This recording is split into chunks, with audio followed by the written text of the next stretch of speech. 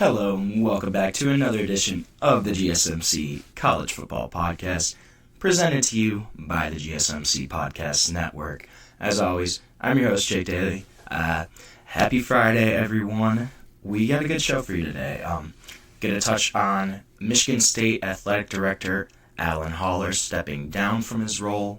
Going to go over kind of what that means for the state of Michigan State football. Also going to touch on Stanford. Can Stanford compete in this new NIL era? We're going to look at it. Also want to talk a little bit about Nebraska. They picked up a big-time quarterback commit from the 2027 class. Is Nebraska actually back on the rise? We're going to see. And then I want to touch on Big 12 quarterbacks. Make sure you stick around. I'm going to preview that, as well as preview Louisville's upcoming season. Before I get started on anything like that, though, I just want to remind everyone that this show is all about you. We love hearing your comments, questions, opinions, insights, anything you got. We want to make this show as interactive, as exciting as possible. One easy way to ensure that your message gets on the air and read is to use the Super Chat feature. To do that, you can go and click the $ at the bottom of the chat box, type in your comment question there, and send that in. And this guarantees that your message gets read on the air. It's also just a great way to support our channel, support what we're doing here at GSMC. We can't do what we do without your ongoing support. We're so grateful to have y'all as a part of our community here. So the big news coming out from yesterday is Michigan State Athletic Director Alan Haller has stepped down from his role there. He's going to step down on May 11th at the end of the academic year. And this is a guy that he was still under contract through August 2026 of, obviously, next year. And he took over for Bill Beekman as the athletic director in September of 2021. So only in the role for a little under 4 years. Deputy athletic director Jennifer Smith, as well as longtime basketball coach Tom Izzo, they're going to serve as co-interim athletic directors. I thought that was kind of interesting. You normally see one person, but they're going to serve as co-athletic directors during the search for Haller's full-time replacement. And Alan Haller, this is a guy who grew up near Michigan State. He grew up in Lansing, played cornerback for the Spartans from 1988 to 1991. Also spent 3 seasons in the NFL. Graduated from J.W. Sexton High School in Lansing. Obviously, went on, stayed at home, played for Michigan State, went and had a successful career in the NFL, played a couple seasons, and then he comes back to Michigan State, actually joined the Michigan State Police Department starting in July 1997, spent 13 years as a police officer on Michigan State's campus, eventually rose to the rank of lieutenant, so got promoted a couple times, and then after that transitioned into joining the athletic department in 2010. So Haller began as an associate athletic director, then was promoted to senior associate athletic director in 2015, just kind of rose up the ranks, added chief of staff to his title in 2017, and then 2019, then athletic director Bill Beekman promotes him to his second in command as the deputy athletic director. And then obviously Beekman retires. He takes over in 2021. And this is a guy that has made a couple coaching hires throughout his tenure at Michigan State. So had a couple really good ones. He hired women's basketball coach Robin Freilich, hockey coach Adam Nightingale, men's tennis coach Harry Jadon. Those were all really successful hires, especially Freilich and Nightingale. They both have led their teams to the NCAA tournament the past 2 seasons. Nightingale, she won back-to-back Big Ten regular season championships and tournament titles the past 2 years as the hockey coach. Obviously, in men's basketball, you got Tom Izzo, who's always going to be great. This Spartans team didn't have as much talent for a normal Tom Izzo team, but they still made it to the Elite Eight. So this has been a successful program, but the big thing is football. you gotta win football. Obviously, he kind of dealt with the Mel Tucker situation in 2023 when he fired Mel Tucker for cause after university had investigated him for sexual misconduct complaints that were alleged by Brenda Tracy, who was a sexual assault awareness speaker, actually, who had been working with the team. Mel Tucker was fired for cause after getting a big-time extension, too, basically the year before, 2 years before. And then, obviously, Mel Tucker filed a wrongful termination lawsuit, so that's still pending against the school and the university. Also names Alan Haller in that lawsuit. But this is a guy that, while he clearly was a Michigan State homer, he didn't do the one big thing that they needed to, which was win football. Obviously, his big coaching hire was Jonathan Smith in 2023 after the Mel Tucker fiasco. And he basically, he made that decision on his own, he said. Didn't really have donor input, didn't really have any interference from the outside. And obviously, as the AD, that process, that decision is his prerogative. It's his choice. It's his decision to make, to do what he felt was best. And probably, honestly, was the beginning of the end for him.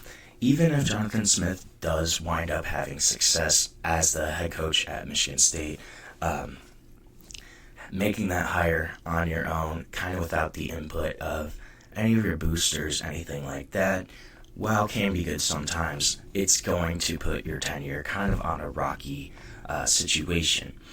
So, University President Kevin Guskiewicz, he said that he would seek a new AD who can best navigate the changing landscape of collegiate athletics while working closely with both internal and external stakeholders to move Michigan State forward as a leader among the Power 4 institutions. That was basically his quote.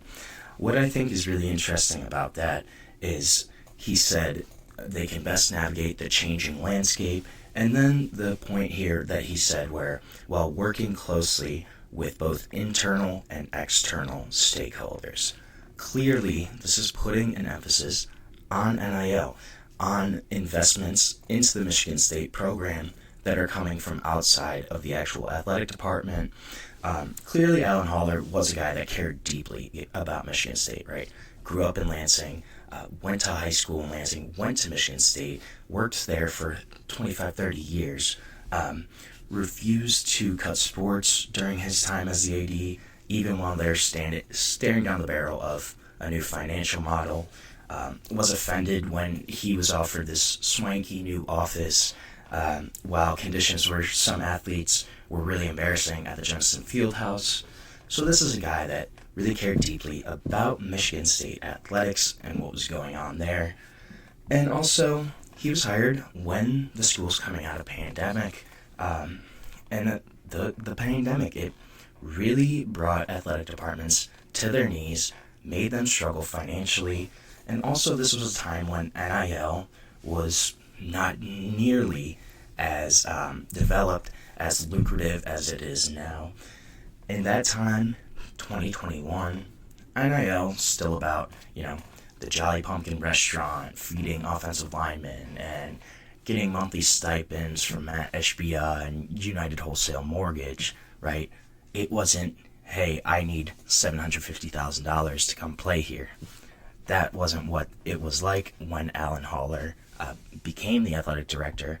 And it really kind of seems like that was the big issue here, is that in terms of NIL, in terms of working with outside sources, external organizations, boosters, collectives, this was where Alan Haller really kind of struggled as the athletic director.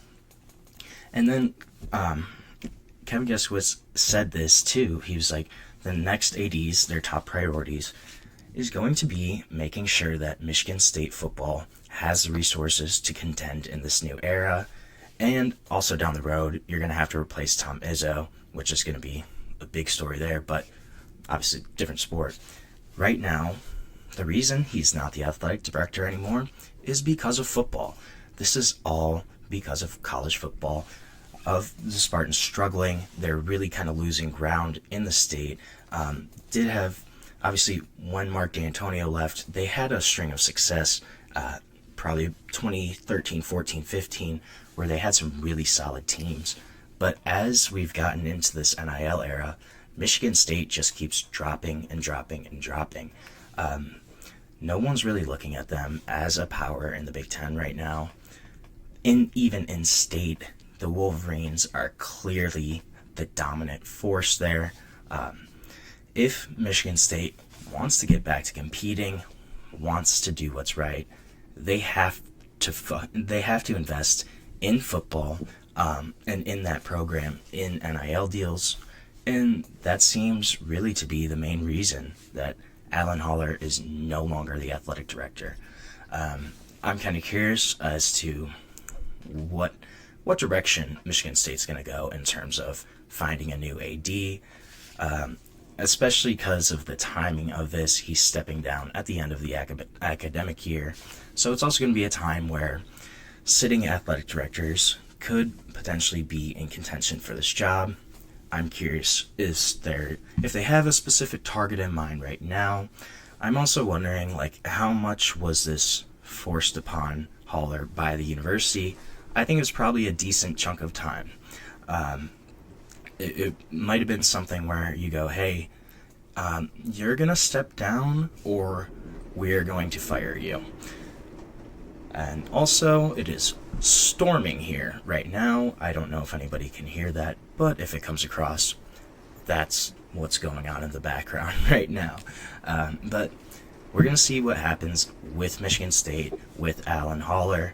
Will he end up being the AD somewhere else? I could see it at a smaller school, but this is also a guy that was an MSU lifer, so I'm not really sure about that. But they're clearly targeting somebody who can navigate the ins and outs of the NIL world, of this new booster-driven, collective-driven, football-driven world of athletics.